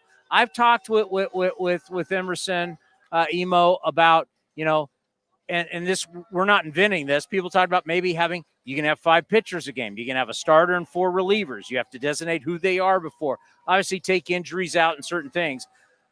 Do you like the idea, whether it's looking at 6 innings, it's looking at limiting the pitch, doing something to make starters hopefully go longer and bringing the star factor back into pitching? Do I want to bring the star factor back into pitching? Absolutely. But do I want to force a team who is a aerial assault team to run the ball for 4 quarters? I don't. And do I want a team that can absolutely grind the ball down your throat? Do I want them to try to drop back and throw 50 passes? And I don't. So what am I getting at? I want you to put together your franchise and your organization and deploy your talent how you best see fit. The problem is the industry has fallen in love with the cyclical nature of success. It becomes easy to fall in line with the new trend being set and try to just have success in that way. Why don't you buy into something? Why don't you have a foundation? Why don't you have an outlook and a perspective that you can believe, that you can get other folks to buy into? That's why I've been a huge proponent for a long time of the 40-man roster and the expansion in September. Give me all 40 of them right here, right now. If I'm good enough to grow these players that can make an impact at the big league level, why should I be punished and be limited to only having 2 of them up here in September? Because that's what that means. You got a position player and a pitcher right now. Yeah. And I'm being punished because what if I've got 3 or 4 arms that are viable options come September to help me push into October? I now can't use them. What if I've got 2 lefties down there in 3A that are absolute nightmares for right-handers, and I want to use them off my bench in September when the other guys can't match up? I'm being told I can't do that. Would you like to have because we're using so many pitchers. We're at 700. We used 863 in the big leagues last year record. 700. We're at 785 right now. JT Ginn will be 786. The amount of arms that we're throwing at people is crazy. That's the success, because the numbers of pitchers, it's not like we're talking about 1968 and the ERAs are so low. Right. It's the volume of different guys, which is so tough. So would you be into kind of changing the 40-man roster rules, especially for pitchers, because we're using so many pitchers? Do you want to change how we can bring guys up and down? Well, I mean, that's a really fun conversation to have. Compensation, I think, heavily weights that conversation. We don't worry about money. I'd love to have that conversation in that regard, Towny, Yeah. but I do think as fun as that conversation would be to have, I think it is just so weighted in compensation. And, you start to get into Super 2s and stuff like that. And when you're going to pay guys, I think we ultimately can settle on. We know that a bullpen in AAA is essentially an extension of a big league bullpen. And I think the industry at times is okay with having outside people believe that there is this rampant injury issue. There is. I'm not denying that at all. But I think at times it's also convenient to be able to get a guy down to where you need him and bring a guy up to where you need him. Maybe that's an elbow. Maybe that's a little tendonitis here, a little tendonitis there. Nobody's the wiser. Oh, my arm. Oh, is it your arm, or is it your 0 innings and 0 outs recorded and the 5 spot you gave up that we got to send you back down so we can get somebody else up here because we just crushed you? By the way, and you didn't do much for us. It's Rodney Dangerfield, Caddyshack. Look it up, kids. Oh, my arm. I do believe this, though, Dallas, that if a young kid coming out of the Texas Tech University, hold your guns up. Red Raiders, they like to shoot guns in the air. All the Texas teams are doing. If Dallas Braden comes out of Tech and they say, hey, here's three innings once every 5 days, and just go strike everybody out, Dallas Braden would have never been Dallas Braden. No chance. No chance. And Dallas that's what Braden we're would have doing had right to spend now. a lot more time in the weight room pumping up the MPHs But to that's get what we're somebody's doing attention. right now. We're just trying to do all strikeouts and everything. My whole point is we need to get starters. We need to get pitching. We need to get – that's what I need to find. I need more what's of funny, you guys Towny, back in the game. is it feels like the calculator is what led us here. And I think it's ironic that there is no calculator that's going to help you get out of this problem. That's sad. It's tough. It's tough, but I think the game's changed. The toothpaste is out of the tube, and you're not putting it back in. Good luck. I've never tried to do that. Good luck. I have. Good Have luck. you? Good luck. Long night, Tijuana. Good luck. Hey, have a great We'll see you. He does a lot of homework, folks. see You ya. don't see it. You really don't see it. He does a lot of homework. We got more. Who do we got? We got Tyson Ross. Tyson Ross next, right here on A's Cast Live. If you haven't been to the Chicken Pie Shop in Walnut Creek, what are you waiting for? You're going to love the new menu, and it's a great place to watch all the pennant race action and the upcoming NFL and college football seasons. Come taste their world-famous chicken pie that has been served in Southern California for 86 years. Spacious indoor and outdoor dining, perfect for your next corporate party or birthday celebration. Don't forget free parking. For more information, go to chickenpieshopwc.com. That's chickenpieshopwc.com. Where does one community end and the next begin? Across the railroad tracks? On the other side of the river? Is it between the east side and the west side? At Comerica Bank, we believe it's all one community, and we're all part of it. That's why Comerica has invested over $20 million for affordable housing, financial education, and workforce development in lower-income communities. Because when we raise expectations for everyone, we all rise. Member FDIC, Equal Opportunity Lender. Hi, fans. This season, Kingsford Capital Management is the official hedge fund sponsor of the Oakland A's. At Kingsford, down to business is their way of seeing the world. Investing has its pitfalls, treacherous chasms of half-truth and despair. Kingsford's mission is to create opportunity through application of proven innovation and entrepreneurial focus with trust, tenacity, loyalty, and growth, establishing a strong reputation as a proven intendant and validated bedrock of American finance. Kingsford Capital, down to business. Hey, Oakland A's fans, step up to the plate with Xfinity Internet. Get the fastest speeds and low-lag streaming for an incredible viewing experience that knocks it out of the park. And you'll have a consistent connection with reduced buffering and freezing, so you can stay in all the action inning after inning. When it's game time, make sure to catch it all with internet that's powerful and reliable. Stream sports from the best seat in the house with Xfinity, because it's only live once. Actual speeds vary and not guaranteed. Many factors affect speed. For factors affecting speed, visit xfinity.com/network management. This is the place where you can dance like nobody's watching, win like nobody's business, and get away like you mean it. So what are you waiting for? Come join the party. Take that evening out and make it a night you'll never forget. This kind of action can't be beat.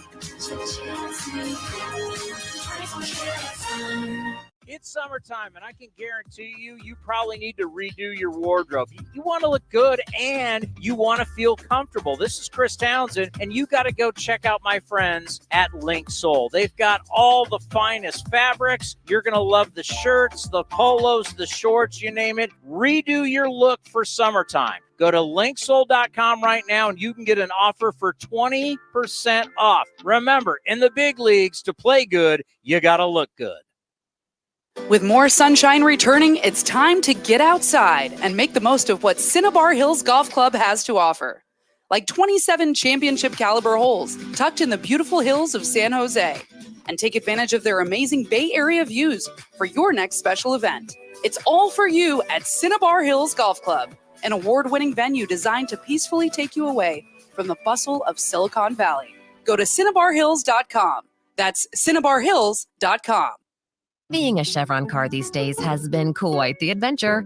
Miami to Seattle, ocean to ocean. I've stopped at so many states and collected so many bumper stickers. Sometimes I feel like a moving passport book. It's just so great what I can do with Chevron with Techron, because it gives me unbeatable mileage and keeps my engine clean. Plus, there are so many Chevrons along the way.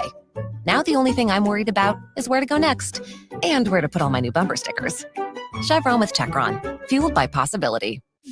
If you're looking for a new mattress, Nest Bedding has you covered. Sleep on the same mattress Hall of Famer Ricky Henderson sleeps on. Nest Bedding is the #1 brand of online mattresses and the Bay Area's favorite mattress store. Take home the Easy Breather pillow. The New York Times calls it their #1 pick. You can navigate their easy-to-use website, nestbedding.com. That's nestbedding.com. Green and Gold fans, use the coupon code Oakland and you get 10% off your entire order. Nest Bedding, love where you sleep. And the underdog Oakland Athletics win their first championship since they were in Philadelphia in 1930. Hi, I'm Raleigh Fingers, Hall of Famer, 3-time World Series champion with the Oakland A's and World Series MVP. Winning takes teamwork, skill, and heart. So when you need an ace for a personal injury lawyer that will win you the game, go with the winning team. Call Venardi Zerata at 833-VZ for me, or go to vzlawfirm.com. Venardi Serrata, the official injury law firm of the Oakland A's. Like sports, business is about winning. Championship decisions are business decisions based on what it takes to help your company win. And that's why there's UBO Business Services, specializing in helping you win every day by streamlining workflows, managing documents, and providing the best-in-class office technology. Make your championship decision with UBO Business Services. Visit them at ubeo.com. That's ubeo.com. Streaming from the studio, A's Cast Live continues with Chris Townsend. All right, before we get to Tyson Ross, where is it? Come here, you can get in the shot. Wave to everybody, hi.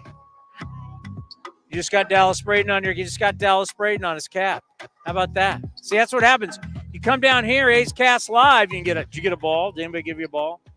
You can get a ball, you get Dallas Braden, you never know what you can do. Watch these guys work. Do you see him taking all the ground balls and everything? I know if you're listening audio, I'm talking to what's your name? Ricky? Frankie, how old are you? 9. I'm talking to Frankie, who's 9 years old. Frankie, watch these guys. That's who you want to be like. Tampa, they work hard. That's exactly who you want to be like. All right. Is there anything quickly we want to Did we miss anything? No, in the treehouse on Friday. Alvin Attles, we got in, passed away. Rest in peace. What a great man he was. We'll save all my Aaron Judge content, Yankeeography for Friday. You're going to have Soto and Judge combined have 100 home runs. They're on pace, yes. And there's been a collection, but our buddy Rich Aurelia, Yep. friend of the program, love Richie. Richie and Bonds did it together in 1 year. Yeah, I can actually have it. Let me show you. What year was Richie and Bonds when they combined for 100? 2001. It was your Bonds at 73. The only year we hit, the only year even over 50. Did he hit 30? Did Richie hit 35 that year? 7. Huh? 37. At 37. He was an all-star that year. Yeah, so look at that list. That's a pretty good list to be on, right? Mantle Maris, Bonds Aurelia, Gehrig, some guy named Ruth. You ever heard of him? Langford. How about Langford getting on there with McGuire? And then 2 just wonderful human beings. What do you think of just 2 of the most honest, great guys in the history of our game? 2002, clean as can be, clean as a whistle. The great Rafael Palmeiro, who later would wag his finger at Congress saying, I did not cheat. And then Alex Rodriguez, who fought everything he possibly could until all the information was presented to him. They said, okay, I cheated. You're right. Remember?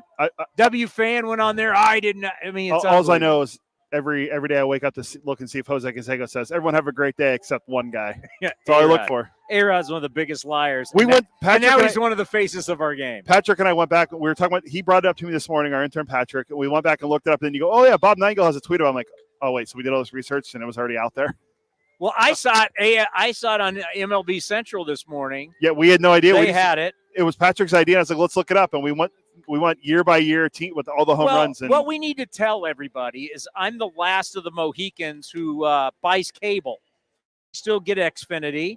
Well, I work for NBC Sports Bay Area in California, so I still support. And I tape all the MLB Network shows. And that was on this morning. My millennial friends here who do not have cable, I see you, High Roller, VP, I see you. You guys don't support it. I got YouTube TV. It's cable-ish. Actually now, as MLB Network is now on the MLB app, so I can watch it on there. I watched Quick Pitch the other night. It's good again, huh? Well, I mean, Quick Pitch is the best highlight baseball show of all time. It was great. It was. I'm glad they show you more highlights and they give you more info. That's where I got that stat of Seth Lugo having 35 quality starts in 52 games since 2023. Oh, and here I thought you were grinding Royals. Oh, you thought I was grinding a Seth Lugo tape? I thought you were going back looking at I charted inning by inning. Brett Saberhagen and Steve Balboni information. Oh, by the way, one thing we do have to say, Joey Votto called it a career today. I love Joey Votto. One of the great personalities we didn't know about till later in his career. Yes, there's reasons why he was kind of like that. A great career. Joey Votto had a great career. Hall of Famer. Hall of very good. When I'm putting J-Roll in, I'm putting Votto in. The king of walks? You said it. You can't walk your way to the Hall of Fame. Wow. I haven't given my opinion. You're going against Joey Votto. I could check the tape from before. Here, real quick before we get to Tyson. Joey Votto, what is his WAR? He's got the WAR. Hold on, I'm pulling it up right now. Joey Votto's WAR, 64.5. 356 home runs, not the most in Reds history. Especially playing in that bandbox, that's not a lot. 294 career average, a 920 OPS. How many Gold Gloves? He won 1 Gold Glove, 1 MVP. He's got one. Won the MVP in 2010. OPS all time. 920. All-time OPS plus. 144. He's going in the Hall of Fame. What are you getting? What? Michael? Him or Todd Helton? What's Michael's title? Like, he's not an intern. He's graduated. He's from Cronkite. Intern. He's not an intern. Aren't you a production assistant? Forkham, for Arizona State? Votto or Todd Helton? I know Helton's already in. Todd Helton all day. Okay. Well, what was Todd Helton's career WAR? Todd Helton, as a player, I'm taking Todd Helton. He's better defensively. He's got way more pop. Todd Helton, 61.8 WAR. Lower WAR, Votto gets in. But I'd take Todd Helton any day of the week. Same. They because a lot of that is walks. Todd Helton, career average. 316, higher than Votto's. Home runs. 13 more than Votto. RBIs. I didn't look at Votto's RBIs, but Helton had 1406. 1406. OPS. Wait, I'll tell you right now. I you can see I'm not looking at it. Votto barely had 1,000 RBIs. Check it. And by the way, you can't say Coors Field because 1,144. 1,100. I told you, barely had over 1,000. I'm telling you right now, the Great American Bandbox in Cincinnati is such a. Yes, I get Coors Field, but Cincinnati is a homer dome too. Yeah. 133 career OPS. Who are you going to plus. say? He's what? 133 career OPS plus. Votto's higher. Who would you rather? Votto's walks. It's all walks. For sure. Who would you rather have? Helton. Because remember, look at Helton's road. Let's look at Helton's road splits. He's still like a 287 hitter on the road. I'm still walking by both their plaques. Oh wow! I'm walking into the Hall of Fame. I'm going, oh, Votto and better Helton, red. Better red Hall of Famer, Scott Rowland or Joey Votto. So here's me walking in. Oh my God, I'm in the Baseball Hall of Fame. You go into the plaque room. It's just this beautiful wood. It's really simplistic. Have you been there? Yeah, when I was 9, after McGuire. But it's really simplistic. Yeah. It's these beautiful wood walls and the lights, just the white light down. It's very majestic, right? And it's like, oh, the plaque room. It's incredible. And there's Chris Townsend walking in. Oh my God, the greatest players of all time. And I look over and I see Scott Rowland, Todd Helton, Joey Votto. No thanks. Where's Willie Mays? Where's Ricky Henderson? Where's Ted Williams? Babe Ruth, Walter Johnson, Greg Maddux, Pedro Martinez, Tom Seaver, Bob Gibson. I'm not going to look at Todd Helton, Scott Rowland, and Joey Votto's plaque. No offense. How do you feel about this real quick? Mike Farron brought this up on Power Alley earlier. They were talking about Jose Canseco being here because they talked to Kotze this morning, and they talked about the Hall of Fame ceremony. They did not mention you. I don't know why Farron or Duquette didn't say anything about you. The A's ceremony? Yeah, they were talking about it in Canseco going in Tejada and how much, Duquette loves him. Why would they mention me? Because you're the MC. They know who you are. Anyway, Farron said, the A's welcome back Canseco after him saying he didn't think of whatever happened. He goes, but yet the Cubs still won't honor Sammy Sosa for being one of the 3 or 4 best players in the history of their franchise. Canseco admitted he cheated. It was in Bull Durham. That's Bush League. Bush League. They don't. You know how much money Sammy Sosa made that franchise? He only had 60 home runs 3 different times, and helped him get in the postseason with those. Yeah. I mean, out of those 60, was it 1 or 2 years there in the postseason when he had those monster years? Oh, I'd have to look at their. Remember when Sammy Sosa was running out with the American flag and Wrigley was going nuts? How do you not honor Sammy Sosa? Yeah, it's kind of sad. I was always a big Sosa guy, but he's not a guy they're really looking at. McGuire, Sosa, A-Rod, Palmeiro, obviously Clemens. They should all be in the Baseball Hall of Fame. I would go I loved Roger Clemens.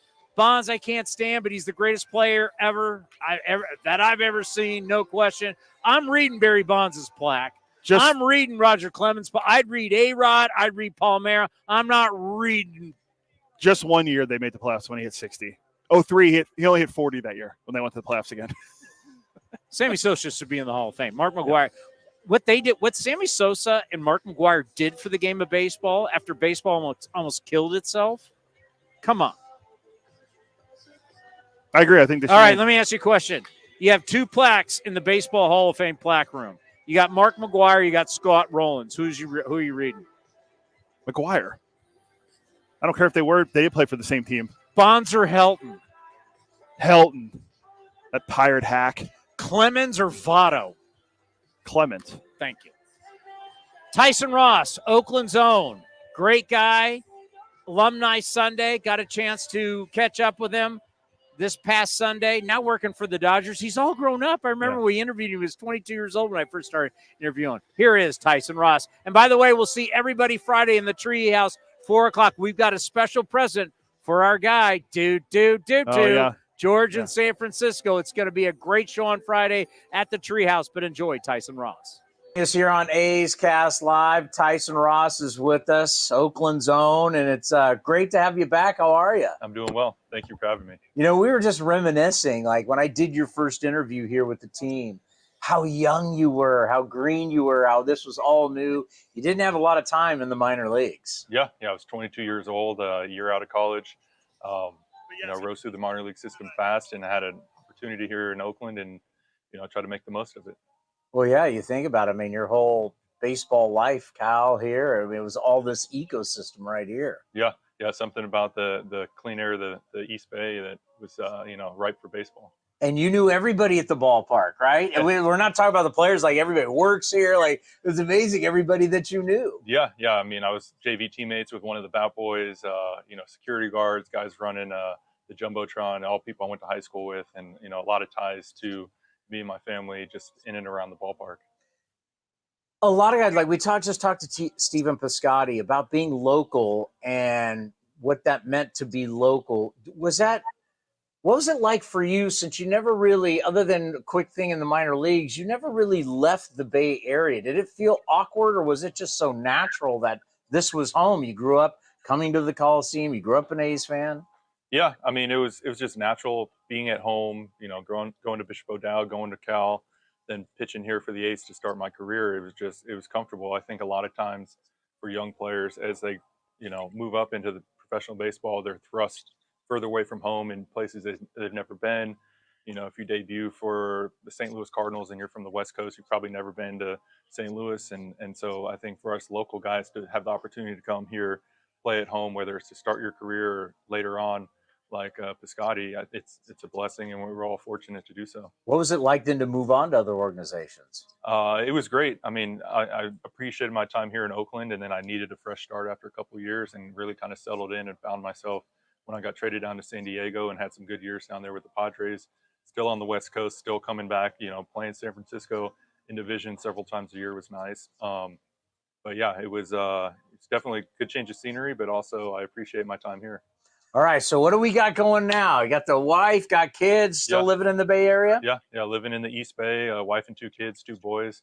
They'll be out here today. My little one's excited to see Stomper. Yeah. And yeah, working in baseball still, work for the Dodgers as a special assistant, and then I run a charity called Loyal to My Soil around the East Bay, doing free camps, donating equipment, just trying to get kids back into the game, taking away the financial costs, and just trying to make baseball fun for everybody. And you grew up with that. You grew up here, and we always heard about all the great legends that came out of this area. And obviously so many young kids, I think from my generation to yours, football has been something that's pulled them away from baseball. How important is it for you to help try and get these kids back into our game? Yeah. I fell in love with the game of baseball just down the street on 66th at Greenman Field. It was the same league that Ricky Henderson and Dave Stewart played in. Bip Roberts was in that league. There's a rich tradition of baseball here in Oakland, and I think we got to continue that and just give kids the opportunity to play. Right now, things are really expensive between team fees, travel ball, equipment, and that's what we're trying to do with our program, is just take away that financial cost and give everyone the opportunity to get out there, fall in love with the game, and have some fun with it and build community. That's so great that you're doing that, because people don't realize, like, this travel ball stuff's out of control. Yeah. I mean, every single weekend, families are traveling, they're flying, it's like, what? I mean, are you serious? But yeah, that is a real thing. And it's not just in baseball. They got basketball, this whole travel concept. I'm glad that you're doing that, because for a lot of kids, I mean, we didn't have travel ball when I was growing up, but I mean, that would have been, my parents wouldn't have been able to do that. Yeah, it can be a big strain on a lot of families. And I think the biggest thing we're trying to do is just build community around the game of baseball and softball. All right, so what are we doing with the Dodgers? What exactly? Special assistant? You're with the Dodgers, because the Dodgers are known as kind of the premier organization, what everybody wants to be like. It's just not all about big contracts. It's development, what they've done with their minor league system. So what are we doing with the Dodgers? Yeah, a lot in the minor league system, like you alluded to, helping players develop both on and off the field, navigating your time in the minor leagues and understanding what it takes to be a professional baseball player. So helping guys understand what it takes to train, what you got to eat, just where to focus your energy and time, and what it takes to be a pro. Dodgers have a lot of data for people. There's a lot of information. How is it? What is it like to try and have these players understand the data and implement it into their games? Because I know that's big for the Dodgers. Yeah, I think data is really kind of taken over baseball, but at the end of the day, when you're out on the mound or in the box, there's no iPad with you giving you feedback. It's just you competing against someone else. And that's kind of where I come in and just try and keep the focus on the main thing. And it's just like, hey, trust your skills, trust your training, go out there, compete, and believe in yourself. And that's something that, in my time here in Oakland, I wish I had someone telling me something like that, because probably would have helped avoid some of those early speed bumps in my career. But overall, it's just a matter of use the data, use the training, use your coaches, but then understand you cross the white lines, you go out there and compete and have fun. And it's the same game it's always been. Yeah, we think so much about the physical ability, but really in the minor leagues to get here, a lot of it's the mental side of the game, which like someone like you didn't have really somebody helping you out with, what that can mean to some of these players now to give them that kind of extra edge and help them with the tough parts of the game, not physically, but mentally. Yeah, absolutely. And I mean, it just comes with reps. And if I can be there to use some of my experience playing the game to shed some light on what they may be going through, that's what it's all about, developing players, developing people. What do you think today's going to be like, signing all these autographs? Could be running some people you went to school with or you grew up with. What do you think that'll be like? I'm excited. I got here at 9:45. I saw all the fans already out there lining up to get in the parking lot. It's going to be a lot of fun. Anytime I get to spend time here at the Coliseum, I really appreciate it. I'm excited my boys get to come out. It'll be their second time here this season, and hopefully we get some more games in as a family before the end of the season. Did you get those special vibes when you came into the building today? Oh, yeah, definitely. Anytime I'm here, I mean, whether it's even coming for Monster Jam and things like that in the off season, I enjoy being here at the Coliseum, and yeah, this is a special place. I spent a lot of time here throughout my years. And obviously, I know for you, it's going to be tough with the organization leaving. Yeah, definitely. I mean, Oakland's been, baseball here in Oakland has been special to so many people for a long time, and it's going to be tough to see the team go, but I think we got to appreciate the time that they are here and, doing things like this, bringing the alumni back, the Hall of Fame stuff yesterday. It's just cool to see. Well, it is great to see you. Enjoy today. I know it's going to be a lot of fun with your family. I know there's going to be a lot of friends asking for autographs today. It's going to be a great experience. But it's just good to see you. It's been a while. Yeah. And I'm so happy for you that you're doing well and continued success with everything. Hey, thank you very much. Great to see you. Tyson Ross right here on A's Cast Live. With more sunshine returning, it's time to get outside and make the most of what Cinnabar Hills Golf Club has to offer. Like 27 championship caliber holes tucked in the beautiful hills of San Jose. And take advantage of their amazing Bay Area views for your next special event. It's all for you at Cinnabar Hills Golf Club, an award-winning venue designed to peacefully take you away from the bustle of Silicon Valley. Go to cinnabarhills.com. That's cinnabarhills.com. This has been a presentation of the Oakland Athletics.